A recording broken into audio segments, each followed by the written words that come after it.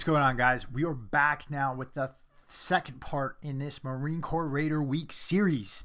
And it is our second interview with Mr. Josh Honsberger. If you didn't watch the first one we talked about how Josh got into MARSOC, how he got into Marine Corps Special Operations, how he prepped.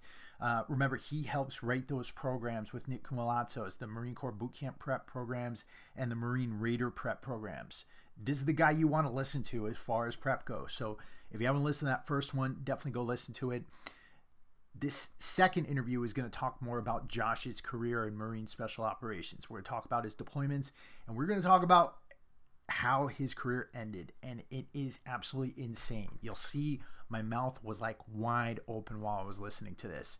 So definitely stay tuned for this. And just as a reminder, we are bringing Nick Kumalatzos on tomorrow. Nick and Josh served together on the same team in MARSOC.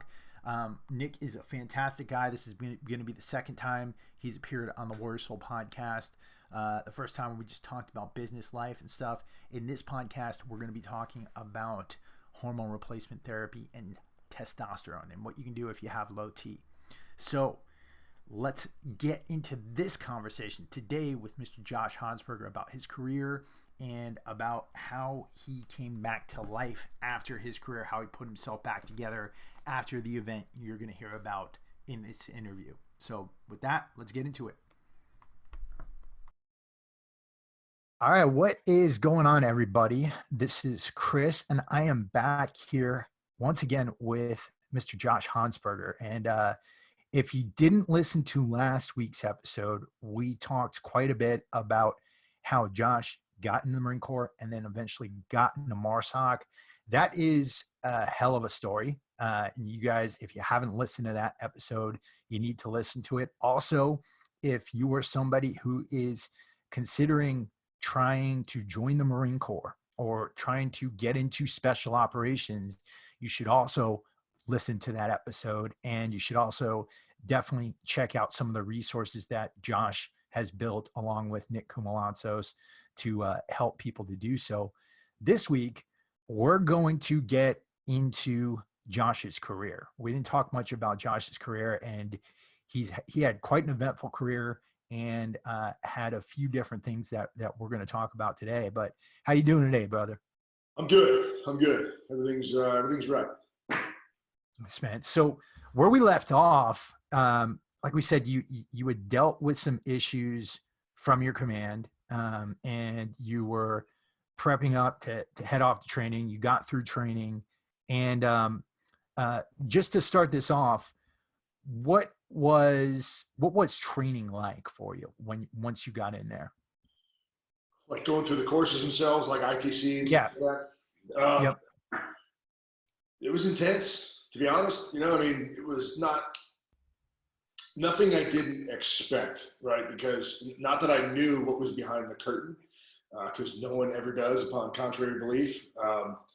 But I tried to keep, and I still do, to keep like the most open mindset as humanly possible to the fact of no matter how much I want to know what's coming next, the only thing that I'm going to be allowed to know what's coming next is what is going to be given to me, right? Whether that was like a given evolution, whether we were on evolution and, we're moving towards the next phase of the training objective, or whether it was the next day or the next week of training. So I kept an open mind of like, whatever comes at me is going to come at me. And I think like keeping just such an open mindset, I was allowed to receive it and not get, in a panic or freaked out about the future of something that hasn't even happened yet that I don't know is going to happen. And I think that's what happens to a lot of guys. They get so wrapped around the anticipation aspect of, what's about to come up, that they forget what's in front of them, and they just deviate off track somehow. And just to recap, you're at a point right now where you had pretty much burned the ships, right? Because your command had told you you're not going to pick up rank. You're not going to do this because back then, and still, like you said, the Marine Corps is openly kind of hostile toward MARSOC and special operations, and they weren't a big fan of you heading over there. But at this point, you're in the middle of training. If you go back, your career is not going to be what you want it to be, right?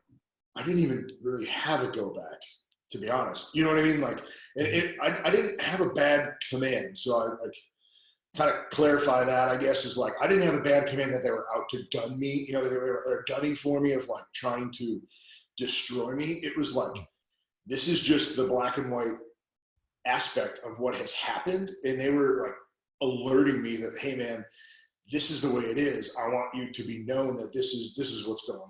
So, you know, they weren't gunning for me. And I actually had a couple of guys that I was working with. One was an officer that he went over, and one was another enlisted guy that, you know, we had been teaching together for a while, that he ended up, you know, both of those went up to MARSOC as well. And yeah, but I didn't have, dude, there was no fallback, man. There wasn't like a plan B, no secondary, no tertiary. It was plan A all the way. So that's the way I rolled it, you know? Yeah, I had Robert Greene on, the author of the 48 Laws of Power. Yeah. And he wrote a book also beside that called, I think it was 33 Strategies of War. Right. One of the things he talks about as a strategy is burning the ships. And he talks about how Cortez, when he was trying to take over one of the kingdoms, he literally burned the ships in the harbor as they were going in. And that's kind of a good analogy for what you were at there. Yeah, man. So I just pushed forward, and I was not like God's gift to man, you know, that I was this, you know, perfect specimen to be going through the program, and I didn't have anything to worry about, man. No matter who you are, you know, you're assessed and evaluated every day, you know, and every day could be a cut day, you know. Something physically could have went wrong that, you know, I didn't plan for. I could have aced everything and I don't broke a leg or something like that, and I could have, you know, got knocked out at that point and been sent back to wherever. And at that point, I don't even know where I would have went, to be honest. Now, you mentioned this earlier, that this notion of behind the curtain, and I think that one of the things both you and Nick Koumalatsos are really good at is keeping things that should be behind the curtain kept behind the curtain, even though you do the prep courses and things like that. But one thing I want to ask you is maybe for the Marines out there who are considering this, you know, and there's probably no comparison at all. It's probably comparing apples to oranges, but let's say compared to like ITB, right? What was it like? What was it like compared to ITB? Oh man, I don't even know if I can place a frame of reference, to be honest, and not because they're just so different. It's just such a long time ago in my mental time frame to try and remember it. But it really is just unknown, and the more that you get comfortable with the unknown, and, you know, conquering and facing whatever objective or whatever task is in front of you, and doing the best that you're humanly possible at that given whatever that thing is that you're engaging on. I just think that that's the way you have to go into it. And it just is when you're coming out of, you know, boot camp and you're going into, you know, SOI and all that kind of stuff. You didn't know what was ahead of you. Like, there was no steps. You didn't have a clue. So you received the information as it was given, you know, and you studied if it was material, or you physically did what was required of you to the best of your ability, because you knew you had to pass it, or you wanted to pass it, and you wanted to achieve and excel. And that's just how I approached it. Is, you know, it wasn't like lazy. I was trying to figure things out. It was just, I'm going to shut my brain off a little bit, you know, and I'm going to work on what's in front of me and what's required of me.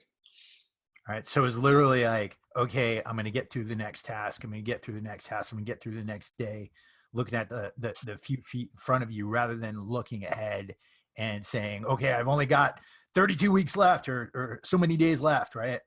Yeah. I mean, that's always in the back of your head, is you're like, okay, well, you know, graduation day or completion day, you know, is this date, because that gives you the long-term objective or focus of like, I need to push, you know, 8 months longer, 9 months longer.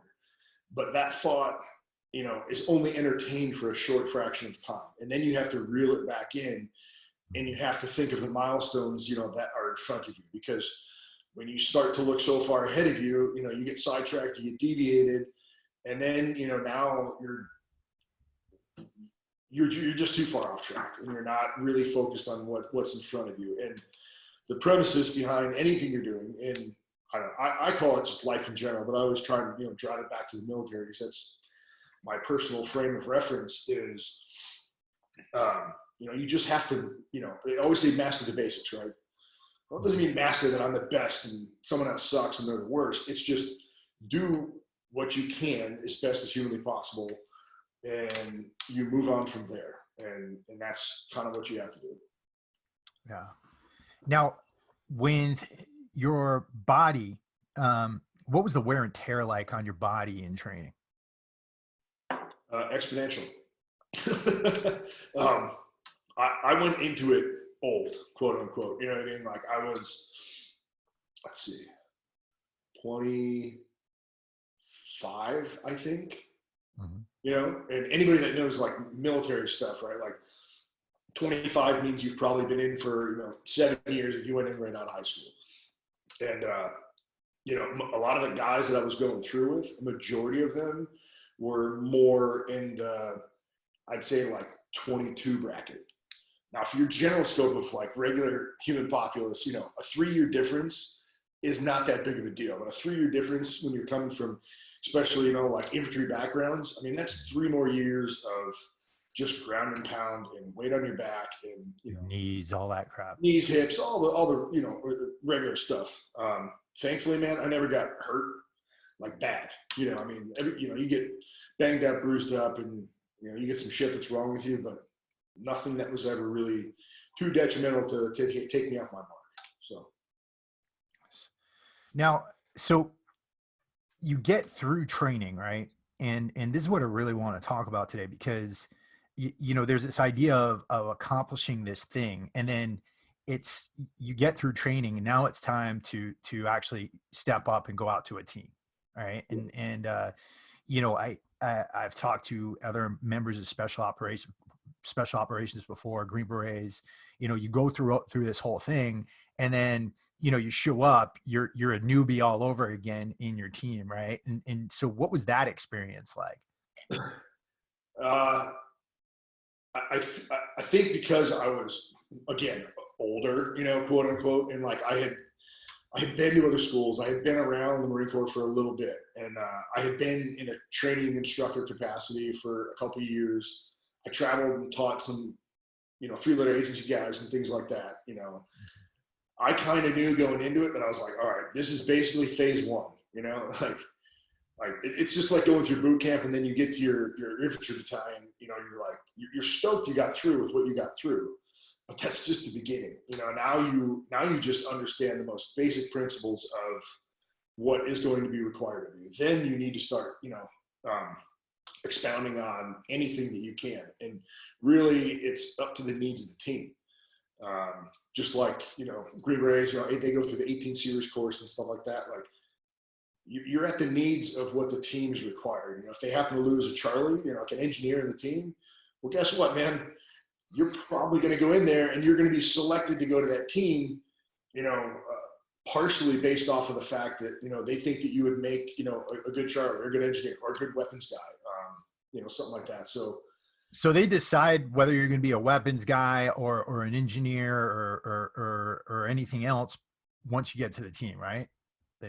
No. I mean, so when I went through, that was just kind of a frame of reference. But when I went through, it was like we got to the team and, we didn't have guys that were really going through 18 series type courses yet. It was, where did you come from? Because a lot of we had a pretty senior team when I went. Nick was on my team and a bunch of other guys, and we had a really senior team. So everyone kind of had a diverse background already. Some guys had particular skill sets. Obviously you have your SARCs, that have been through like the long course and short course for 18 series guys. We had one guy that went to like a Charlie course, for an engineer. But that wasn't determined at that point in time. Nowadays, guys are going to, language courses and things like that. They're going more to like an 18 series kind of pipeline. But For us, it was not, no. And so from the time you got to your team to the time you were first deployed, what was the time like there? You're reaching back in the brain. Let's see, it would have been 8 months, I think, if I'm not mistaken. October, Okay. about 8 months, somewhere in there.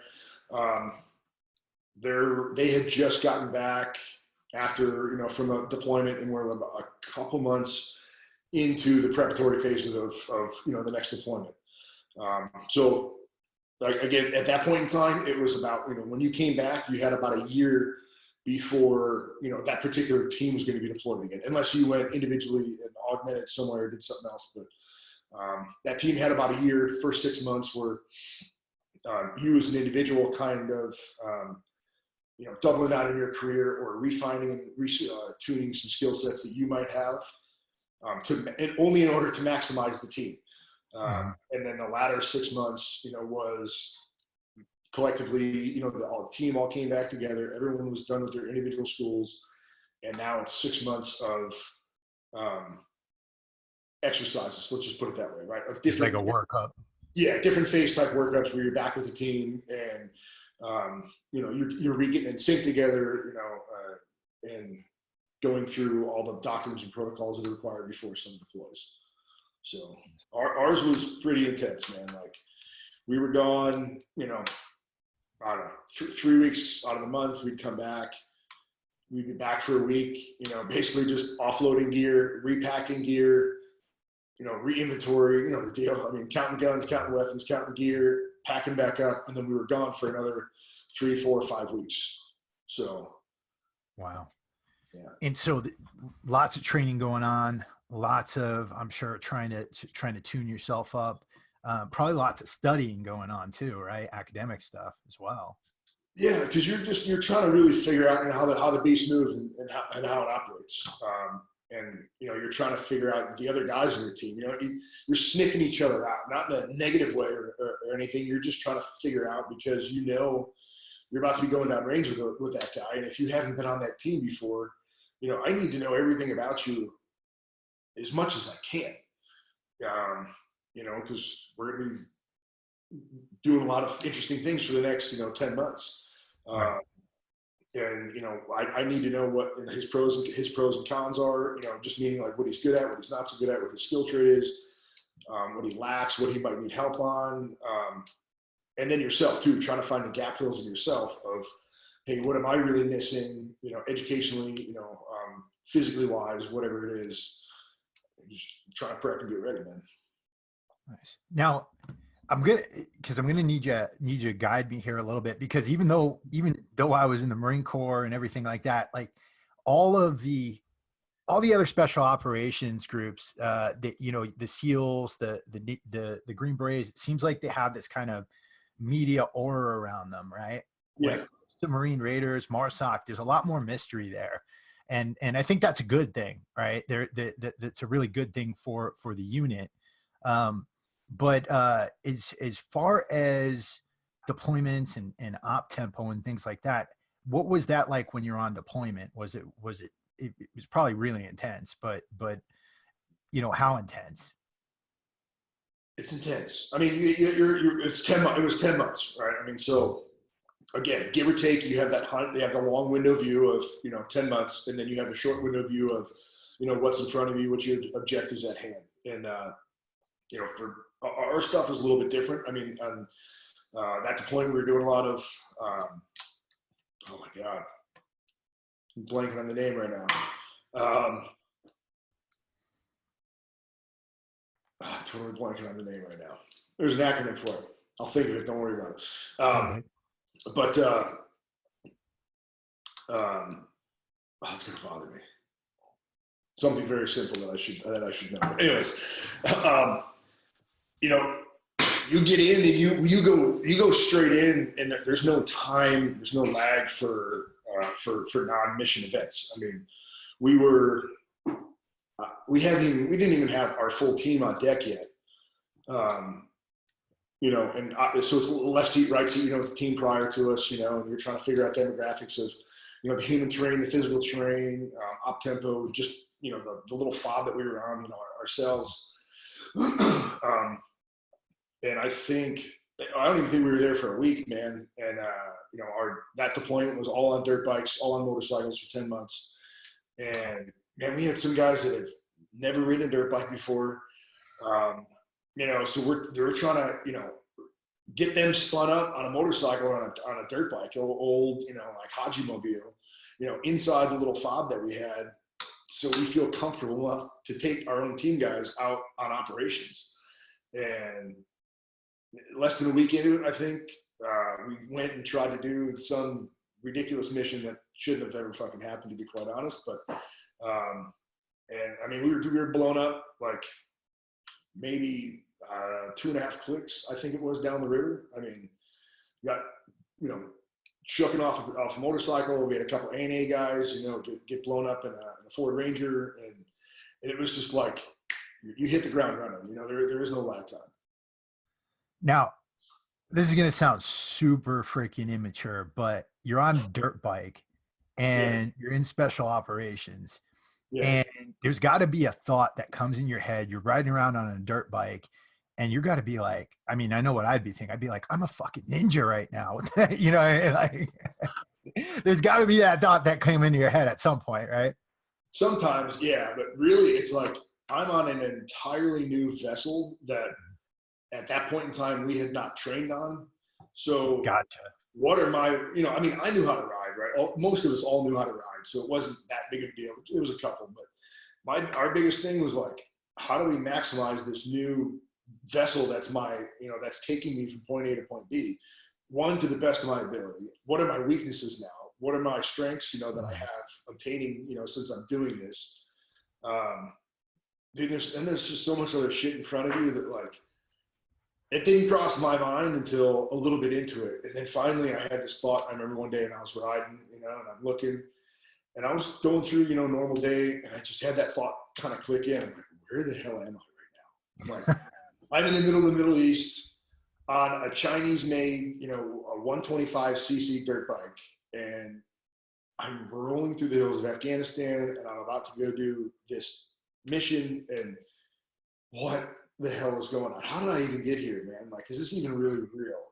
So there was moments like that, but a lot of times it was, I don't know. We didn't really think about that until way after the fact. So when it comes to the dirt bikes, you mentioned this, you guys didn't realize you guys were going to be on dirt bikes when you got there, or was there any knowledge of that beforehand or anything like that?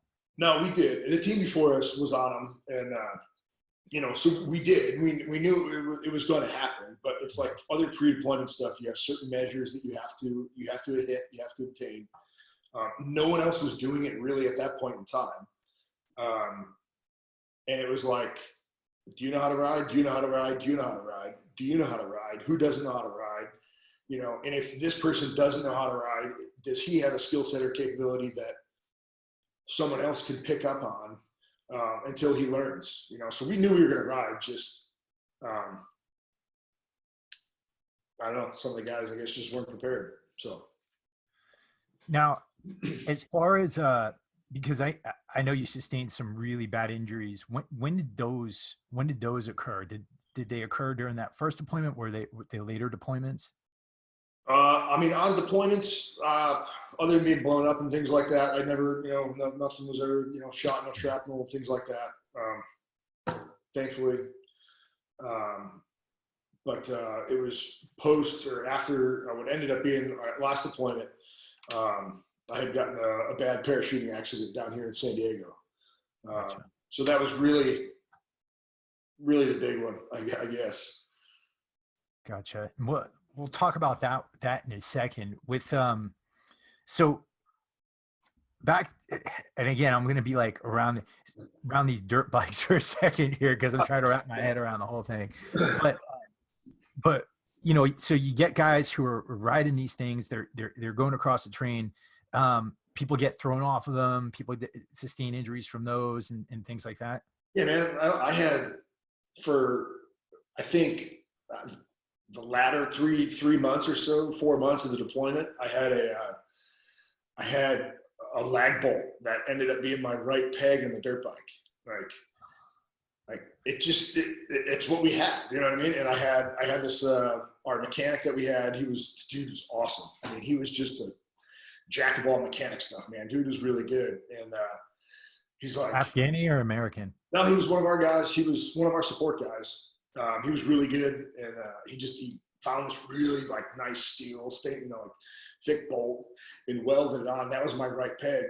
It held up for a long time until one day, we were out for a couple of weeks and we were coming back. And when we were coming back, it was, goat trails, that kind of zigzag, through the mountains, tiny little trail, just enough for basically the dirt bike. And I was taking up tail on Charlie, and it was nothing glorious. It was like something off of America's Funniest Home Video. And I literally I was going like normal, and I was pushing on the pegs to keep my lean on the bike. So I had the pitch right, so I wasn't falling off the hill or off the mountain. And all the pegs sheared off, and away I went, and tumbling down the side of the mountain, probably good 35, 40, 50 foot fall, something like that. I just kind of went, started tumbling down the side of the mountain, So it happens, it happens. And I got up and I was like, shit, what do I do now? I mean, I got to try and kick the bike back over. So you kick the bike back over. One, I got to get back up the hill, and hopefully, the team, trying to radio in, and, comms are kind of shitty and things. And I'm like, God, man, I just want to get back up there on the trail. But then when I got back up, you realize I'm like, I don't have a right foot peg. So, I just kind of had to hold the foot up the whole rest of the trail to get back. Now, did you guys ever get fired upon while you were riding, or? All the time. Yeah. And so there must have been like an SOP or something like that to jump off and immediately engage, or? Yeah, I mean, it was depending on where it was coming from and what was around you at that point in time. A motorcycle isn't really a great place for cover, as you could expect, but you utilize what you have, and then utilize the terrain around you, just like if you were on a foot patrol, right? So we had to approach a lot of what we were doing. Although we were technically vehicle mounted, a lot of the SOPs that we kind of fine-tuned and tweaked as we went along geared more along the lines of maybe like a foot patrol type SOP. Gotcha. Other than the fact that now we had this other mechanism that, we didn't really want to leave behind. So you can't, scatter, and go too far. But as far as that, it's, we kind of just use those redefined like foot patrol SOPs. And then, so you get through that deployment, and then how often were you going back and forth? How many times over your career did you go back and forth? Total 5 deployments. And was it always Afghanistan, or was there time in Iraq? Afghanistan, Iraq, Haiti, Southeast Asia in there. So kind of all over the place. Gotcha. And so between that time, when did you meet your wife? When did you end up meeting her? I was up in Quantico. I was teaching it at the time up in Quantico. Yeah. So Gotcha. she made the transition with me, into a new life is what basically I consider a new factor of life, because she didn't know me when I was in the infantry. So she did not understand, going to the field and, she understood the deployment because I volunteered for deployment while I was up in Quantico, because I just was, kind of feeling like it was time to, go on another deployment. And so she knew what deployment time was like, but she didn't know what like the rotation wise was when you're training and doing a workout, for deployment. So tried to give it to her as best as I could, and tell her, what she was kind of in store for, even though I didn't fully know. But she's great, man. She's been my biggest, supporter throughout my entire career, but also really my life. So thankfully. And that's awesome, because, we hear stories of so many Marines and so many soldiers, marriage usually doesn't last long in that environment. No. is there any advice you have as far as, aside from really finding the right kind of woman, as far as keeping that alive and navigating yourself through that? Yeah, other than finding the unicorn, you know, it's one of the things. Like I've talked with her about it a bunch too. Because with Nick, we've done some seminars, for veterans who are transitioning, and we did a husband and wife panel, one time. And the question always comes up, and I think it was an open line of communication between the both of us. Was it always working, open, and perfect? Hell no, right? But that was always the objective, was an open line of communication, of honesty, and coming from a place that, I was trying to see things from her perspective, and I can't speak for her, but, it was kind of like she was trying to do the same for me. And with that, then we had, no shit, the same, we were coming from the same playing field, as best as we could. And we maximize, not that anybody else does it, I'm just saying for us, we maximize our time together, and we truly enjoy and love our time, together. Taking day trips, taking, week-long trips, weekend trips, anything we can squeeze in, we squeeze in, either family time or me and her time. I don't know. Other than that, that's an important point though, because I think a lot of guys, when it's time for family time, they're not really there, right? They're not present. Their head's somewhere else. They're thinking about something else. They're on their phone. They're doing all this stuff. And I think one of the things that's really important is, if you're gonna do couple time or family time, you got to be present. You got to be there. You can't be off in the distance. And that really, if you want to get something that's gonna get a woman angry at you, don't yeah, no, put your head somewhere else, Yeah, 100%, and I will be honest as well, is that most of the faltering time, as far as being open, not the honesty part, because I'm pretty honest. I'm very honest. But the open and willingness to have communication and dialogue sometimes. Now we're fine, but there was definitely points of times, throughout the career, or pre or post deployment or workup, that I was just more reserved, and I wasn't, as open, and I don't know if I really understood it at that point in time. Because like you said, even when I was home, we were gone for 4 or 5 weeks, and I'm back home for a week. I'm trying to decompress, from 4 weeks of being gone, 4 weeks of, fake mission prep. And now I come back into a home, and, I have, a wife and 2 kids, little ones at a time, that the only thing that they want is, they want me. They want me as a human being, man. They don't care that I'm in the military. They don't care that I'm doing, a job in special operations. None of that matters, man. And they want me as dad. They want me as, she wants me as Josh. She wants me as the husband. So that's what I feel like you should always, try and give them. Because all that other stuff's got to get checked at the door, before you step foot in that home at home. And, when I would come back for those weeks, or when I would come back from deployment, as best as I could, I tried to understand that she runs the house, man. Because she's the one that's in it every day. She's the one that's disciplining the kids, or feeding the kids, or teaching the kids. And, rather than me trying to come in as, barrel-chested dad, I'm dad, listen to me. It's like, hey, how are you running this, and how can I best assist you in the time that I am going to be home, to make this family work.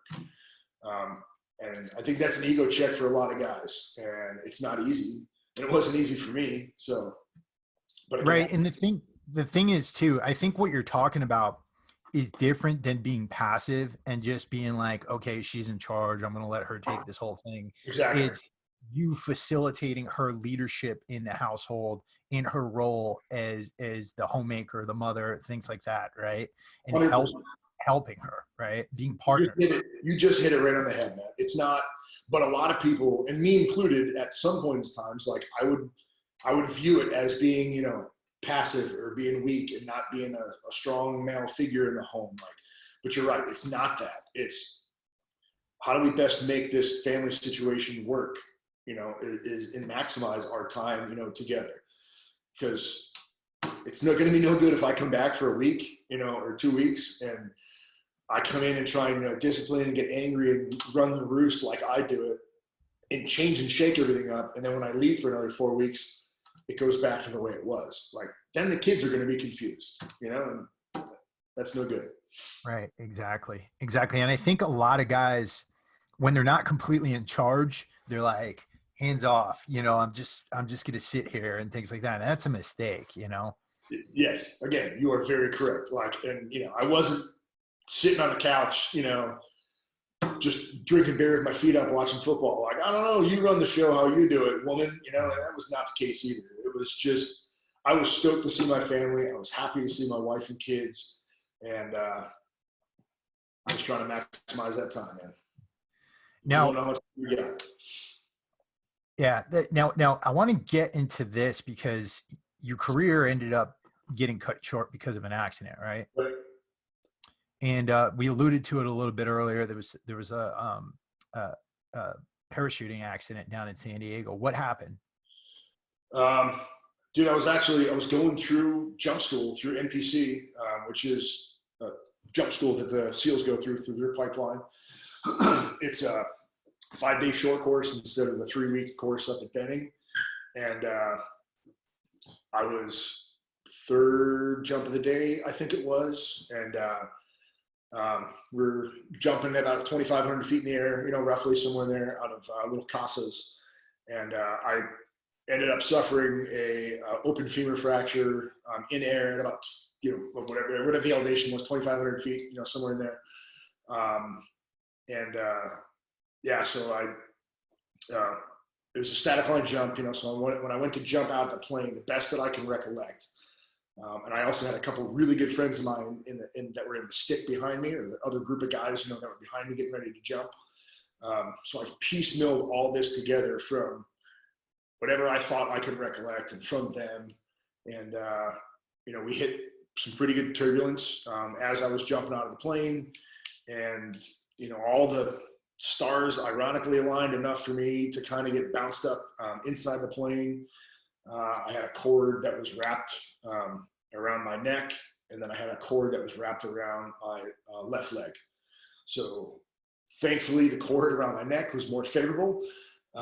It did not decapitate me, but the one that was around my left leg, it broke the femur in half, so it sheared the femur, compound fracture, and shot the bone out the back of my leg, tearing through the hamstring, and, you know, any reference of 1.5 inches somewhere out there, it protruded outside the back of my leg. And then I exited the plane like I was supposed to, you know, like you're supposed to. Meaning I just got sucked out of the plane and kind of went with the rest of the motion. So the rest of the stick came out with me. And all that happened in a fractions of a second, because the rest of my stick came out. So I was one man, 2, 3, 4, and 5 all came out in my same stick. So there was a little bit of a delay between me, you know, 1 man and 2 man, but not much, because where we were jumping is a really small DC. So I was unconscious. You know, I ended up regaining consciousness. The best that I can remember was basically when my parachute caught lift. So when your chute catches lift, if no one's ever, you know, jumped out of a plane before, I'm sure we've all thrown those little like G.I. Joe guys, you know, out your second story window when you're a kid.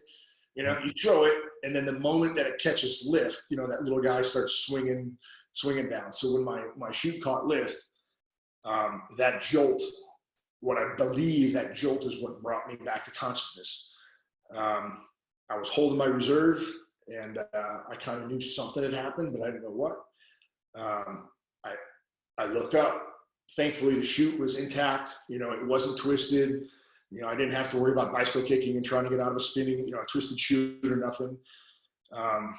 So then I fell right into just like safety check mode and personal check mode. Is that, I check the chute, make sure my risers were good, still holding reserve. I started looking down at my body because I realized something had happened, but I was just confused at what. And looked down at my torso, my arms were good, and my right leg was good. I panned over to my left. And when I panned over to my left, I looked, and blood was just kind of like floating to earth. Like, did it just slow down? And I watched it like come out and kind of float down to earth. And I was like, okay, something's not right. And I immediately just took my hands off reserve, pinched femoral, because I didn't know if anything was clipped or hit or whatever. And I went straight into self-aid, like the old school self-aid, buddy aid corner. Like, I went in straight into self-aid because I'm at whatever elevation I was at, falling to earth. And I didn't know how severe it was. So I kind of tried to like move it a little bit to see what was going on. And it felt like a garbage bag full of Jello. And I was like, okay, I'm not moving that anymore.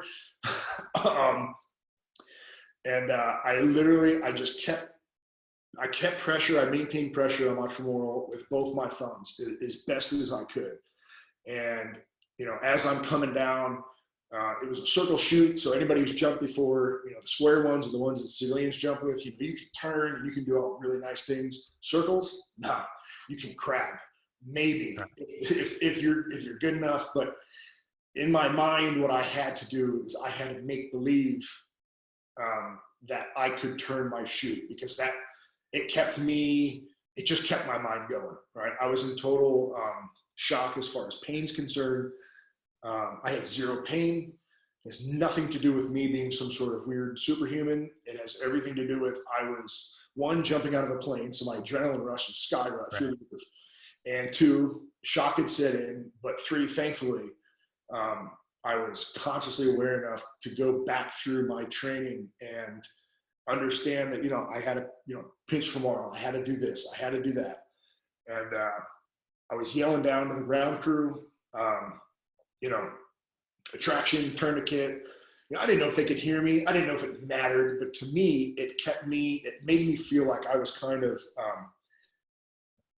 potentially in charge of my fate, to be honest. And, I didn't know. I just remember it kept going through my head. I was like, if something is going to happen, if femoral is clipped or whatever is happening, like, I wasn't going negative, but I was like, man, I am going to touch earth again in my lifetime. Like, it was like, that was my short-term objective, was I'm going to make it far enough. I didn't know how severe it was, but I want to touch earth, and then I will develop another objective, once I touch the earth. And then I started thinking, well, you have to land.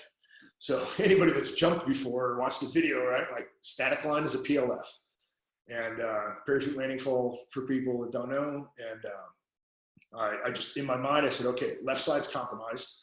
So right side, guess what, buddy? You're going to take the absorption as best as I can. So I kept pinching femoral on the left leg. I did a right side PLF as best as I thought I could. And upon landing, what I ended up doing is I blew out my labrum. I had 180-degree slap tears in the labrum, torn bicep, rotator cuff. And I ended up having axillary nerve damage right at the brachioplex, which controls basically your lat, your chest muscles, and all that kind of stuff. And so I made it to earth, man. So that was cool. And I had, go ahead. So yeah, I have to not stop because I start to go almost catatonic at that point, and it's like a linear. Yeah, no, I'm just thinking that. I mean, I'm thinking about what you were going through there, and I'm almost getting nauseous listening to it. And I'm not somebody who easily gets nauseous over this kind of stuff. That type of injury at 2,500 feet in the air, and you are coming down and just thinking about the impact upon landing. And for you to be able to keep a stable mind and do self-aid at the time, I mean, that one speaks well for you as a person, but you're training. But two, I can't imagine going through something like that. And just the thoughts that would have come up in my own head had I been in that situation. And I'm not afraid to say it. I would have completely freaked out, man. That would have been absolutely insane. It's one of those you'd never know until you're faced with it. Not that you want to be, but you just never know, right? Like, I mean, if I would have never been in that situation, and let's just say the tables were reversed and you were telling me that, I'd probably tell you the same thing, man. Like, oh, that sounds terrible, bro. I'd be freaking out, man. But I don't know. You just don't know. And I just was going through my phases of what I thought I might be able to control, I guess, if you want to say. And then, I was on the LZ, and they started, they were telling me what was going to happen, and how long did it take them to get to you once you're on the LZ? Seconds. I mean, the ground crew was incredible, man. There was some, I don't know what phase in the SEAL pipeline they were in, but there was some 18 Deltas that were there. There was some civilian EMTs that were there. And I don't know where the ambulance fell into the equation, but there ended up being an ambulance there. You know what I mean? My timeline, my exact time frame is off, but it was quick. Like, it was quick. So someone was there when I landed. They did the whole collapse of my chute, and and they were right up on me right away, and they were, asking me what's going on, and I was just trying to give them directive as best as I could of like what I perceived my injuries to be, how I felt, where the pain was coming from. And they did all their checks, and then obviously they saw that, and blood, and they started to apply the traction splint. And anybody who's ever been through medical training, like you always hear about, pulling traction is incredibly painful, is what you hear. So that's what I was expecting. I fell back into my realm of like training and understanding of like, okay, now I'm really going to feel the pain because I'm on the ground, I'm laying down, and the adrenaline's wearing off. Yeah, and I didn't know what, and I remember looking at two of the guys, and they were two SEALs. Who they were, man, I don't know. And I remember looking at them, and I was like, bro, whatever you do, don't fall over. And I grabbed one on one side, and I grabbed one on the other. I grabbed their ankles on their boots. And I was just like, whatever you guys do not fall over, because I'm going to start pulling. Whatever happens, man, like, just don't fall on me. And so they pulled traction, and actually, go ahead. You had the torn labrum, your shoulder's messed up, all that's messed up there. They're trying to get to you. And I want to talk about that, but did they know you were injured before you hit the ground? Did they see something had happened, or? They knew that I ended up having a bad exit. So I think they knew that, like, hey, go check this guy out maybe when he gets there, because he had a bad exit. That was the extent of what they knew, because like I said, I was one man in the stick, and 2, 3, 4, and 5 all went out in the time frame that they were allowed to go out, because we were just the way that DZ is set up. So they had no clue how severe it was at all, whatsoever. And yeah, man, I remember reaching back too, and they're like, bro, you want to feel it? I'm like, fuck yeah, man, I want to feel it. So I remember reaching back. I actually had a picture of it. I'm like, who's got a camera on him? And he's like, why? I'm like, take a picture of that shit, man. I want to see what it looks like. So I have a picture of my fingerprints, my bloody paws, like on the back of my hamstring. Just, I wanted to feel it, man. Like, I mean, I don't know. I got to see that picture. You got to. I'll send it to you. Yeah. So they got to you, they put you in traction, and so at this point you're probably feeling the pain like crazy, and then they bring you back, and they bring you to the base aid station. No, so they put me up in an ambulance. They got me in an ambulance, and I was in transit somewhere, man. I had no clue what was going on. I just knew that I was messed up enough that, like, it didn't matter what I knew or didn't know at that point. Like, come to find out, they took me to Scripps Mercy. Incredible surgeon, incredible surgery. I almost bled out on the way to the hospital. I had one of those, another moment where I was laying there and I started feeling warm and I got embarrassed, dude. I was like, oh my God, I just pissed myself. I'm like, there's no way that this just happened and I just pissed myself, you know? And then my thought was, no, I didn't piss myself. That's blood. And I was like, oh shit, I'm bleeding out, you know? And, but the indicators didn't go off yet, you know? Like, so like, you know, my readout, you know, my O2 levels and everything and my heart rate, you know, it hadn't caught it. And by the time it caught it, you know, the EMT guy was getting up and he was looking and I'm like, dude, I'm bleeding out, you know, like what do I have? And, you know, I just was going through my mind and like, shit, like I just survived this. And then now this is going to happen. But he packed me up with some more gauze pads and gave me some oxygen and made it to Scripps and called my wife from there. And I was sitting on the gurney and I remember having to sign some paperwork, you know, because they were doing femoral taps, you know, for blockers. And really, really nice old lady, you know, like the helpers that they have at hospitals and stuff. And she's like, sweetheart, is there anybody you can call? And I said, yeah, I have my wife. But I'm like, what time is it right now? She's like, honey, it doesn't matter what time it is. You need to call someone. And I'm like, I was like, yeah, but what time is it? You know, because I was on the West Coast and I was stationed on the East Coast. So I'm like, well, my wife is probably putting the kids down to bed and it's bath time. Just she had like, you know, a regimented program. And she's like, I don't think you should care what time it is. I think you need to call her. And so I called her and she was doing bath time. And, you know, I just told her, I said, hey, whatever you do, do not Google what I'm about to tell you. But I said, you need to call Nick, you know, Kumalatos. I'm like, you need to call Nick. You need to tell him that this is what happened. I had a bad jump and I have an open femur fracture and I'm going into surgery. I don't know where I am, but you call him and he'll know what to do. You know, like he'll be able to set you up. I said, but don't Google it. I love you and we'll talk soon. And you know, I passed the phone to the old lady and she told her where I was. She definitely Googled it, didn't she? Oh, bro, totally, man. I had to at least put the disclaimer out there, you know? Yeah. So, yeah. So, oh man, that's intense. That is intense. Now you go through surgery and then did your wife come out to San Diego or did Yeah, there's a whole line on that, but yeah, she ended up getting SOCOM care. I had a case manager that was like at my bedside as soon as I woke up. And the dude is really awesome, incredible human being. And, you know, he ended up working and getting her to come out to San Diego.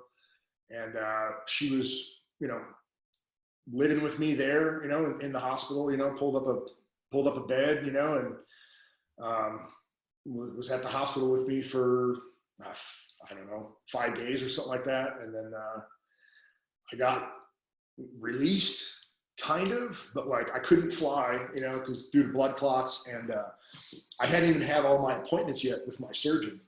But they deemed me good enough, I guess, to exit the hospital. And then and that's 5 days later. Dude, yeah. And that's some other stuff that kind of happened. But I mean, I got taken out of the hospital unbeknownst to some other things that like I shouldn't have been. But I got put up at Naval Aid Station in Coronado, up at the Naval Lodge.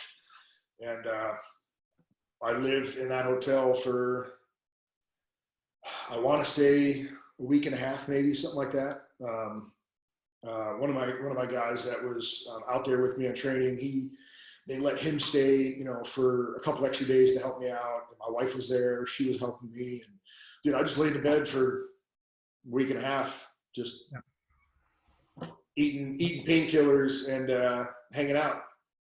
So, one of the things that happens with the human mind, particularly when there's a lack of stimulus around, is that's when it starts to process its thoughts. Yeah. things tend to come up, memories tend to come up. Where was your mind at that time? I have a lot of loss of memory, to be honest. I would have never been able to tell you that at that point in time because I thought I was firing on all cylinders. I was coherent, I was good as as new. Um, I had people visit me in the hospital that I don't remember. And my wife's sister ended up flying from, I think she was living in Seattle at the time, flew out with her daughter and stayed there at the hotel for like 2 days or something. And I have a very small fraction of even remember her being there, so I lost a lot of the memory, I guess. Ironically, I didn't really go too negative.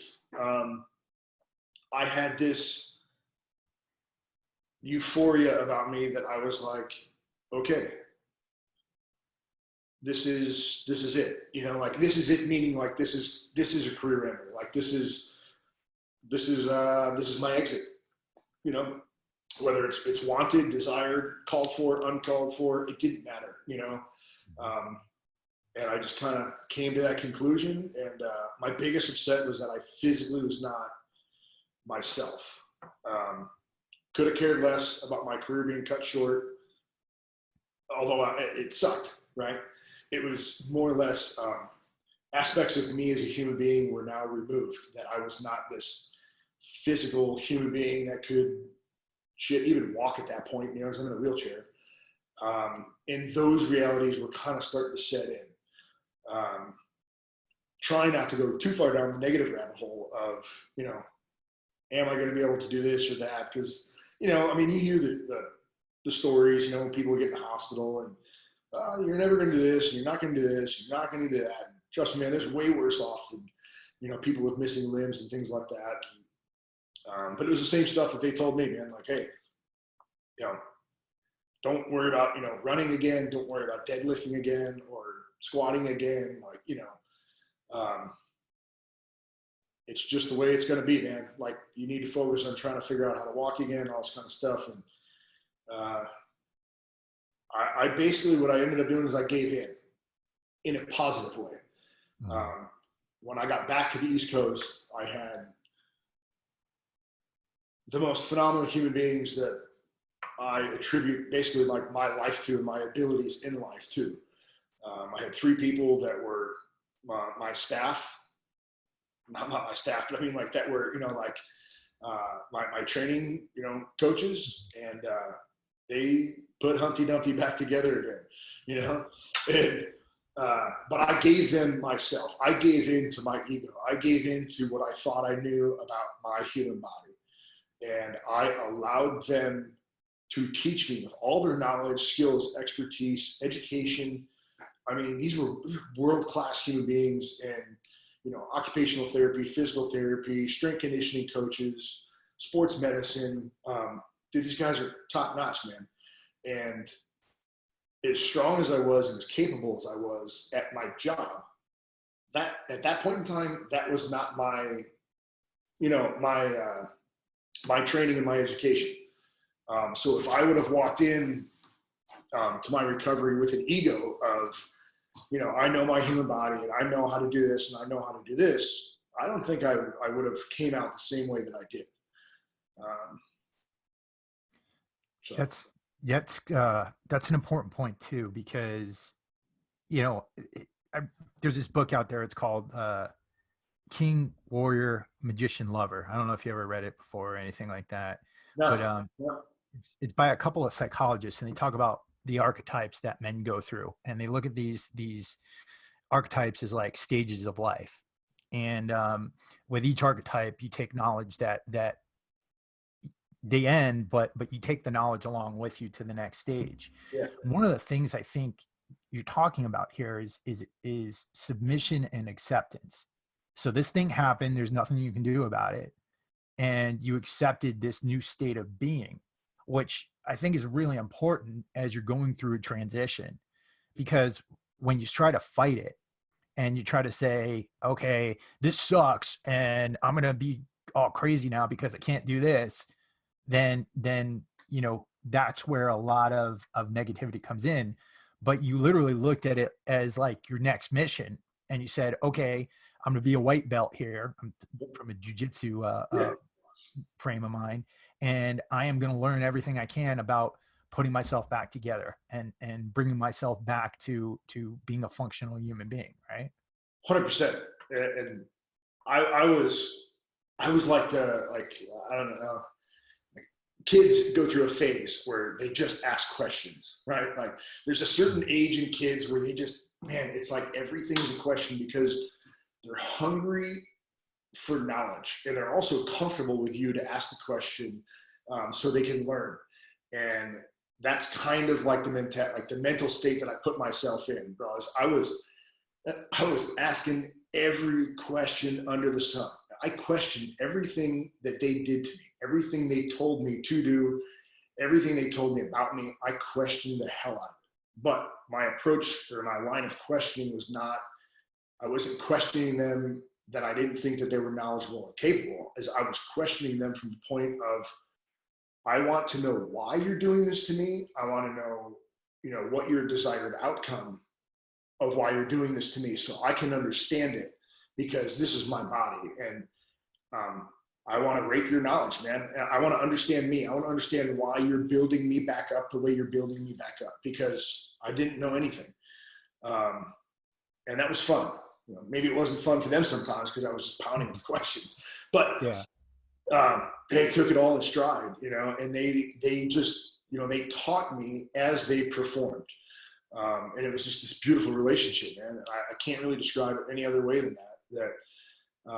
It was pretty amazing, and it was fun. I mean, as messed up as it was, and as long as it was fun. Because I had good people on my side, and my sole objective was, again, I remember telling Nick this, is all I want to do is I want to be able to run and play with my kids.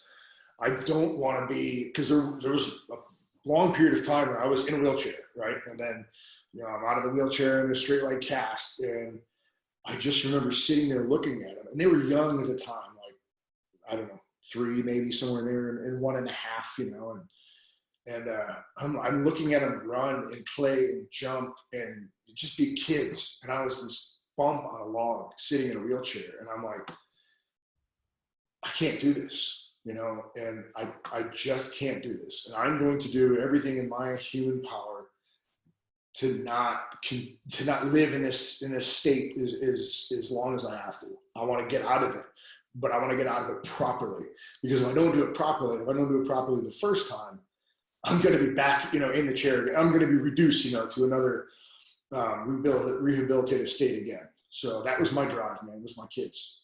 Sure. When how long did it take you to walk again? I don't know.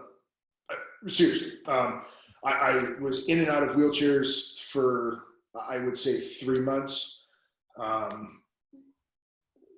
Weight bearing in between here and there, but crutches were really hard for me because. So this happened in May, and I had my torn labrum, bicep, rotator cuff, and axillary nerve damage. I didn't get surgery on this for 7 months.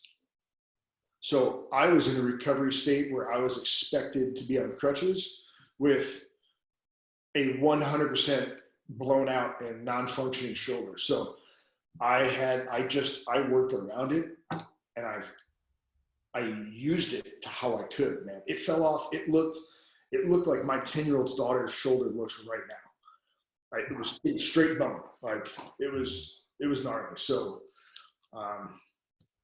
yeah. And so, yeah, you couldn't use any of the aids like parallel bars. You couldn't do any of that kind I was of using them. Yeah. I was using them. Like it was blown. I mean, I don't know how, looking back, I don't know how I was using them. I don't know how I was doing what I was doing, but the staff at the time and the surgeons at the time, they said, they wanted to wait because it was severe enough, but not severe enough that if they compromised now my right shoulder, Now I have, cross-body extremities, lower left leg, upper right shoulder. Now I really have Schitt's Creek. Because my shoulder, would have been in a sling. My right leg would have been in a straight leg cast. And now I got one good leg, one good arm, and they just didn't want to further compromise. I guess that was their directives, and I questioned it a little bit because I was like, man, I figure you just want to heal me up. And, but that was what they wanted to do. And so I said, cool, well, we're just going to do it. And so you're doing this, and of course you had already said to yourself, okay, this is the career, it's done. Yeah. When did that come down the pipeline, and when did you start thinking about, because you have this recovery thing in front of you, your career's coming to an end. When did you start thinking about what was going to be next, what the next mission was going to be? Every day, every moment of every day, that was the beginning of, the thing everyone talks about as a transition process is like, it mentally started for me pretty early after the injury. Now it didn't actually come to reality, until like almost 2 years later. But it was on my mind every day, and I had this physical thing that I was trying to overcome, a bunch of surgeries and trying to learn how to do daily activities again and life function again. And I'm also trying to reinvent myself again, right? Like, who am I now? Like, who is me as a human being? Stripped the uniform, the rank, the this, the that. Like, who am I as a human being? And I thought about it every day, and every day I did not have an answer. Like, if I told you that I had an answer, it'd be a straight out lie. I didn't have one, and I didn't know, and I had no clue. I had no direction. Everything was an unknown. But what I had in front of me was the physical stuff. So that, my mental transition part of figuring that out just kept getting pushed farther and farther to the right, because I just had so much, other physical stuff that I had to overcome. So, you're in fitness now, right? As a trainer. How did that come up? Was it working with these people who would help put you back together that kind of inspired you toward that, or was it something else? It was that 100%.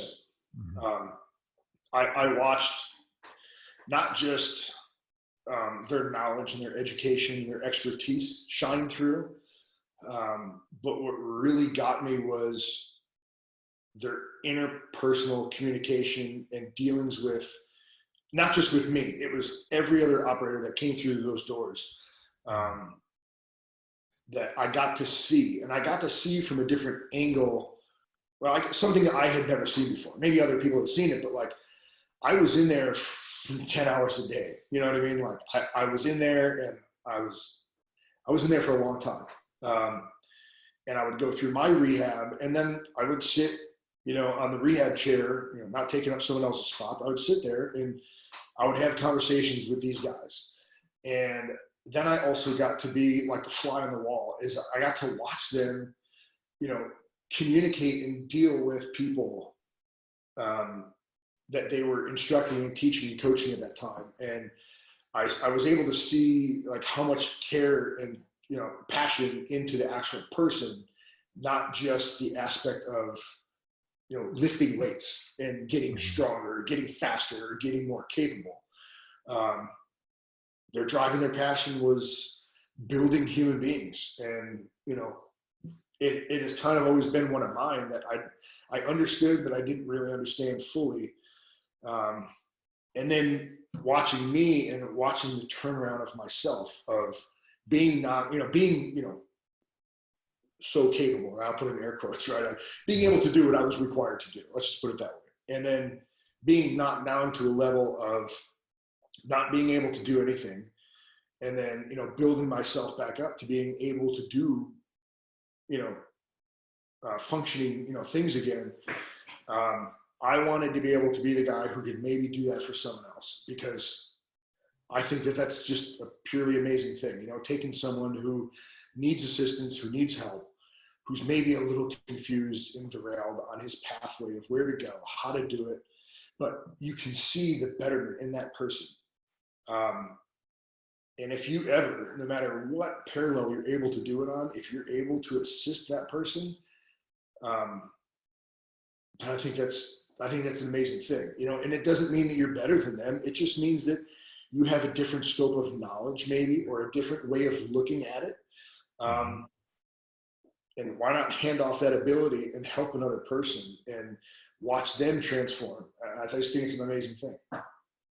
Yeah. I mean, as a trainer as well, I agree with you 100%. Being able to see that change, being able to see somebody transform like that. I mean, that's kind of what's always driven me in this career.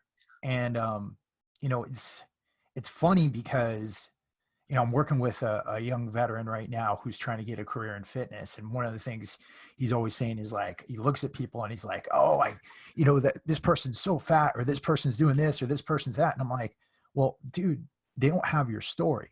They don't have your background. They don't have your experience. And, you know, that person is a transformation waiting to happen, right? That person is a set of behaviors waiting to be adopted. And that's really the mentality you got to approach with it, you know? It's an amazing thing when you can, you know, impart it upon somebody, you know, and the individuals that imparted it upon me forever transformed my life. Like, not just physically, but like, because my physical abilities allowed me to do X, Y, and Z again. Therefore, you know, my mental, you know, frame, you know, point, you know, went way up, man. Like I elevated myself mentally, because my physical, you know, abilities were re-elevated, you know, again. Yeah, I mean, so that's why I do it now. And yeah, it's beautiful when you get to see someone get you know, lift more weights than they've ever been able to do, or run faster than they've been able to do, or, you know, lose the 20 pounds or whatever. But you know what, like, that's a byproduct of watching their life transform for the better. Now, I know we're coming up on a bit of time here, and I want to get to a couple of different points. So, number one, where are you at physically right now? Because I know that's still got to be a battle every single day, with the aches, the pains, the things that come up, and number two, you know, looking at you from Instagram, you seeing your training routines and things like that, you've been able to continue to put yourself back together. How were you able to do that? How were you able to once all the aid stopped from everybody else, what led you to be able to continue to build the ship back up, so to speak? Continuous drive and determination to not slide back down the mountain of inabilities. And now that's taking different shapes and molds, you know, over time. Some days it's just stretching enough and hitting the hot tub and riding, you know, a stationary bike. So I feel better, right? And I can move because maybe the previous day knocked me out, or an event knocked me out. But it's, I just kept trying to educate myself. And by no means am I like some PhD wizard on human health and fitness. I guess like you are. I mean, is a constant drive to be a little bit better than I was yesterday. And that's not making fun of myself or whatever. That's just a drive and a continuous push to not accept where I am. And that doesn't mean that I'm not happy with where I am, because I'm happy to be able to walk, run, move, skip if I want to, deadlift and squat.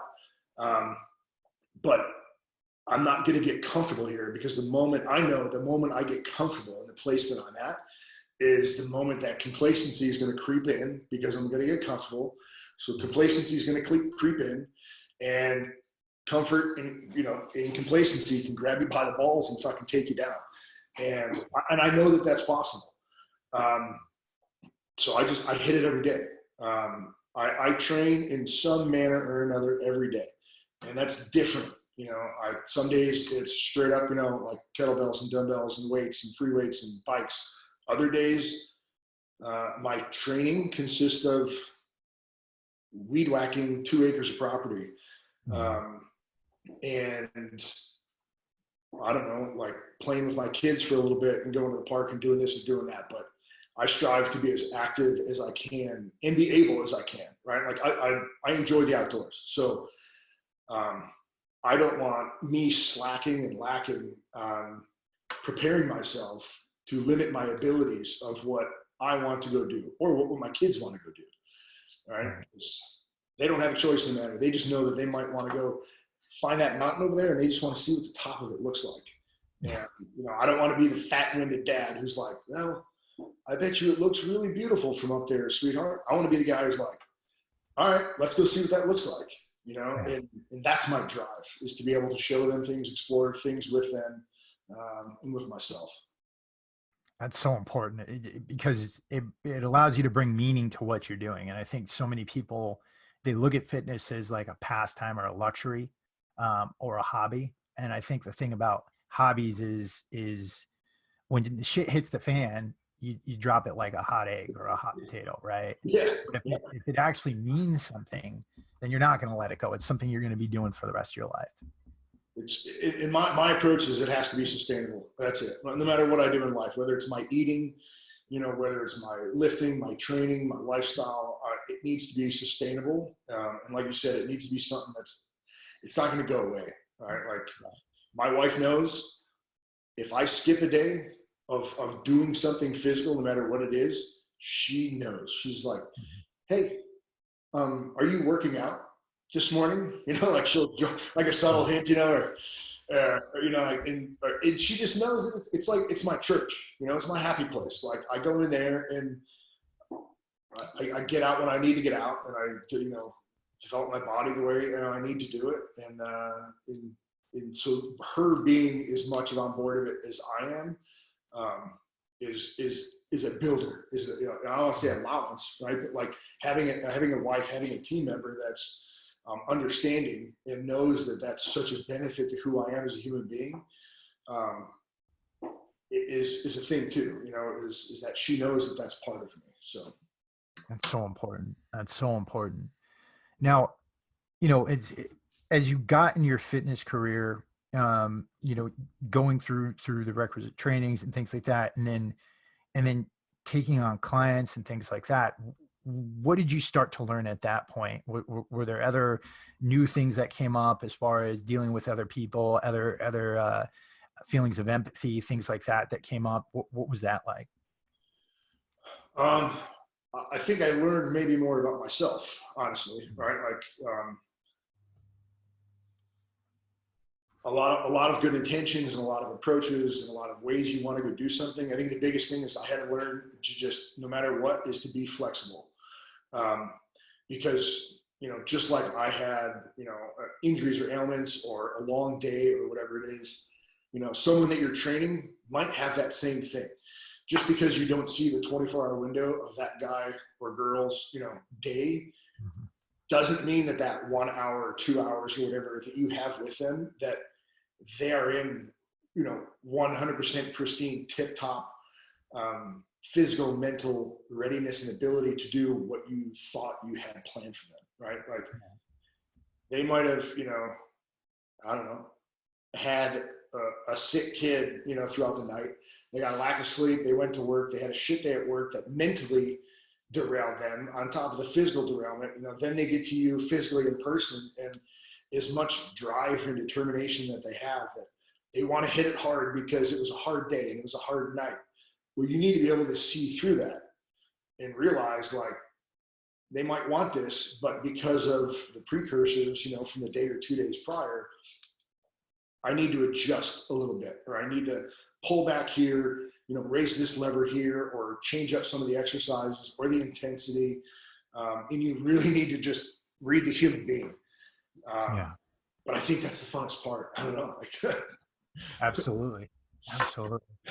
Now, the one other thing I wanted to touch on here, and I think we talked a little bit about it last week offline, but like dealing with the hormonal impact of your career. And that's something that Nick Kumalatzos talks quite a bit about. Something my friend Andrew Marr talks a lot about as far as dealing with, essentially what happened to Andrew was a complete shutdown of his hormonal cascade because of exposure to explosions and things like that. And you, having experienced injuries like you did, having probably been knocked off of a dirt bike a few times and things like that, did you experience anything like that? And if so, how are you dealing with it? In short, yes. Originally, it was a sense of denial, to be honest. Just like I use maybe like a TBI as a reference, right? Like some guys think like, there's no way that my brain's been affected because I've never been in a catastrophic singulatory event. Well, as you just described, and as you know, it's not always just a singulatory thing that derails it. It's exposure or, minor knocks, over a duration of time. So for me, it was kind of a male prowess, of like, I'm good. I'm just kind of going through a rough patch, or, maybe I need to train harder, or maybe I need to, alter my training. And actually Nick was really the one. He was like, hey man, I hate to break it to you, but that's not it. I think it's this, and I think it's a little bit more. And, we have very open conversations, now I don't mind talking about it, to other people, obviously, but at that time it was like, I had like one confidant, and that it was not even really my own self in the mirror. So, he's like, all right, let's just go get it checked, because the best or worst information you can find out, you can go get it checked and you can realize that like, hey, you're good, and what did you, and now you understand that you're good there. Maybe you need to change something else. And I went to the doc, and dude was in the tank. I think it was around like 212 or something like that. Mm-hmm. And my levels were 212. And I didn't know what the hell that meant, and like the doc looked at me, he's like, bro, that's low, man. Like you're borderline. Well, it depends on the doc you go to too, because some docs will be like, you're in the range. No, range is crazy. Yeah. And I didn't know, because I didn't have a point of reference. I didn't have a frame of reference. And, thankfully he was able to square me away, and he helped me out, and he took care of me. And I jumped on the wagon, right away. And as many guys know, I don't know how your listeners know, but like the VA, man, like their range is obscure. Let's just say that. Talk to any outside practitioner. The ranges are different, and that's what I would recommend anybody who falls into that realm of network. You need to go check out an actual practitioner outside the network.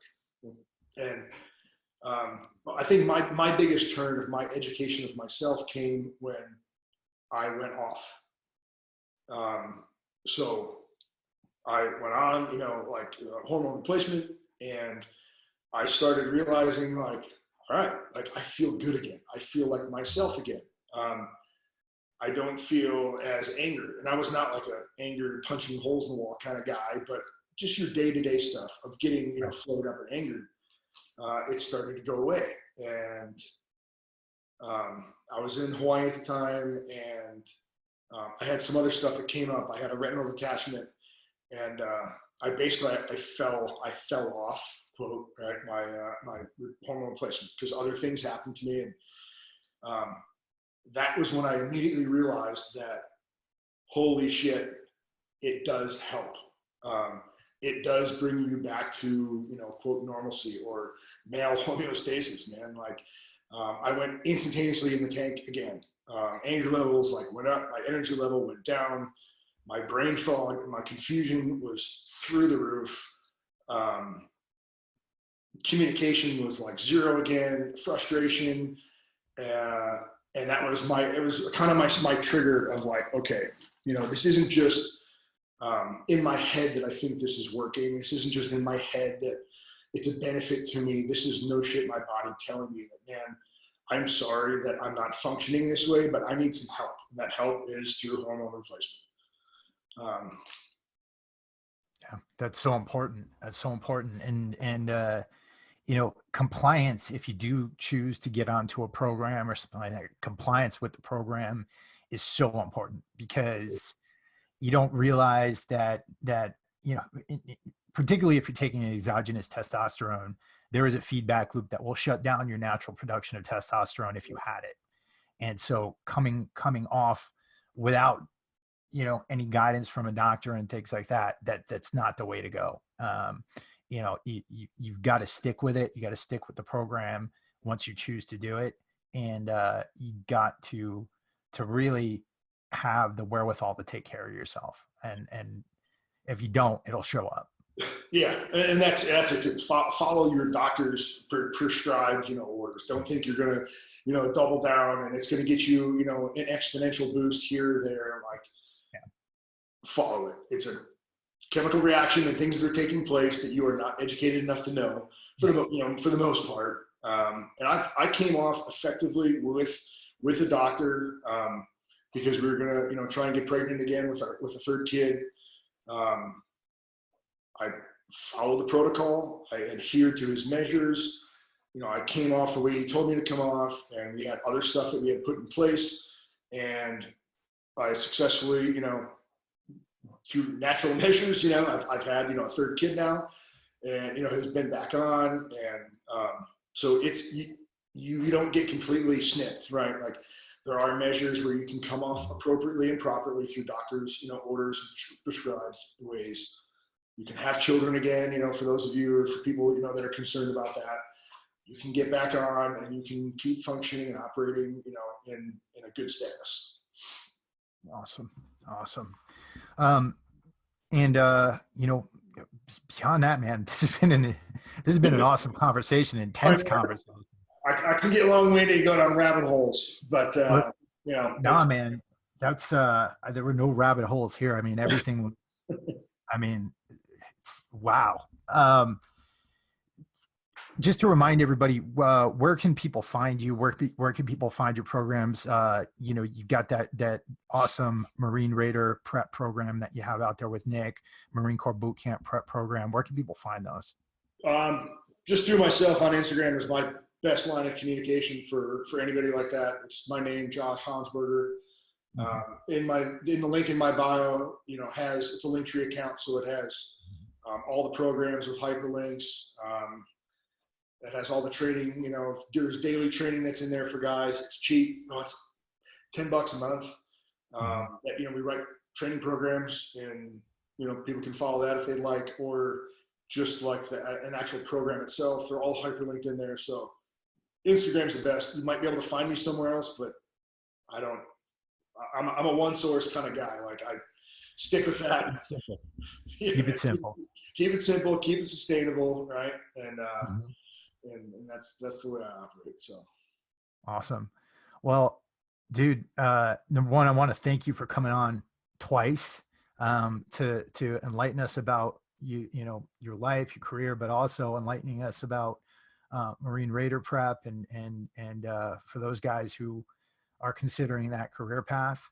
I just want to acknowledge you as a human being, your strength, but also your positivity. I think that in this day and age, it's hard to get people to be positive, and you just seem to have this mindset about you that you're not going to let anything bring you down. And it's refreshing, and it's awesome, man. So thank you so much. And above all, thank you for your service, and everything that you've done. So you as well. You say it just in your opening, man. You got one life to live, right? Like, I'm going to do everything in my power to not let it bring me down.